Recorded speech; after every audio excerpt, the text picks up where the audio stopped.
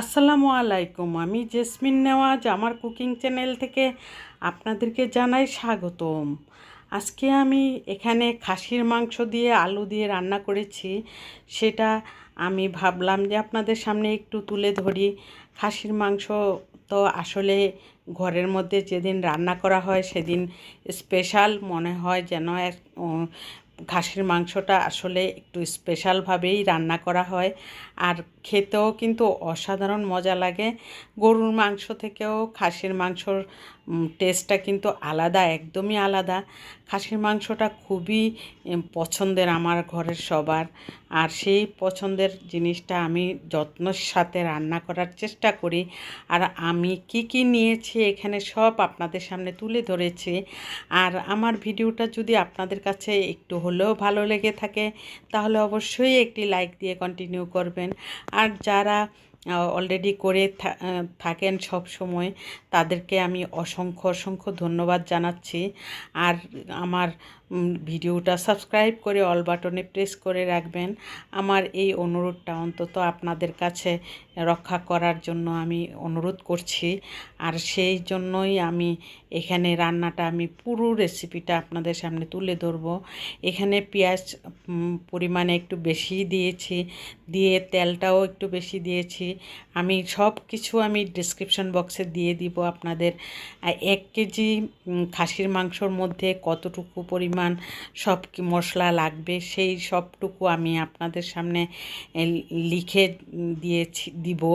আর সেটা আপনাদের প্রয়োজনে 1 কেজি মাংসর মধ্যে কতটুকু পরিমাণটা লাগে সব মশলাটা আমি দিয়ে দিব আপনাদেরকে লিখে।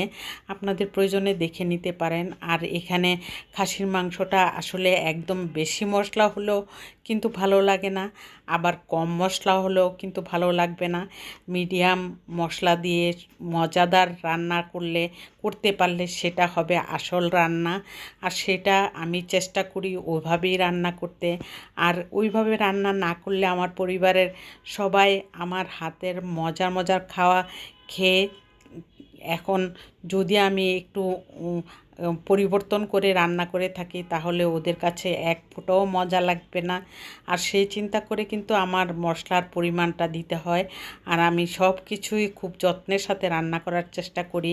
আমি সময় নিয়ে রান্না করি, কিন্তু যত্নের সাথে রান্না করার চেষ্টা করি।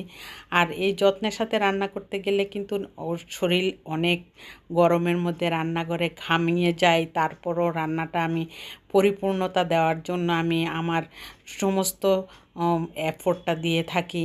আর সেই চিন্তা করে কিন্তু আমি রান্নাটা করি যাতে আমার পরিবারের সবাই খেয়ে খুশি হয়। সাথে তো একটা জিনিস দিলে তো চলবে না, সাথে অন্য কিছুও থাকবে। হয়তো যদি খাসির মাংস রান্না করা হয় তাহলে পোলাও রান্না করা হয়, তাহলে মুরগির রেজালা রান্না করা হয়।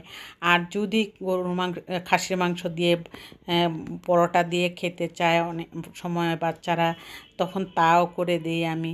আর পরোটাটা যদি আমি সুন্দর করে না করি তাহলে কিন্তু বাচ্চারা খেতে চায় না। আর সুন্দর করে পরোটা ভাজলে যাতে ফুলে উঠে, চতুর্দিক থেকে ভাঁজ পড়ে, তাহলে আমার বাচ্চারা পছন্দ করে। আমার বাচ্চারা কেন জানি আমার রান্না খেয়ে এখন এমন অভ্যস্ত হয়ে গেছে যে আর আমি যদি একটু মনোযোগ না দেই তাহলে আমার হাজব্যান্ড, আমার বাচ্চারা মনটা খারাপ হয়ে যায় যে আজকের জিনিসটা কেন এরকম হলো আম্মুর। আর সেই চিন্তা করে কিন্তু আমি সব সময় আমি রান্নার মধ্যে খুব মানে গভীরভাবে এফোর্ট দিয়ে থাকি। আর সেই জন্য অনেক সময় রান্না করলে আমি নিজেই মনে করি, খেয়ে মনে করি, কেউ বলুক আর না বলুক, নিজের কাছেই বোঝা যায় কেমন হয়েছে।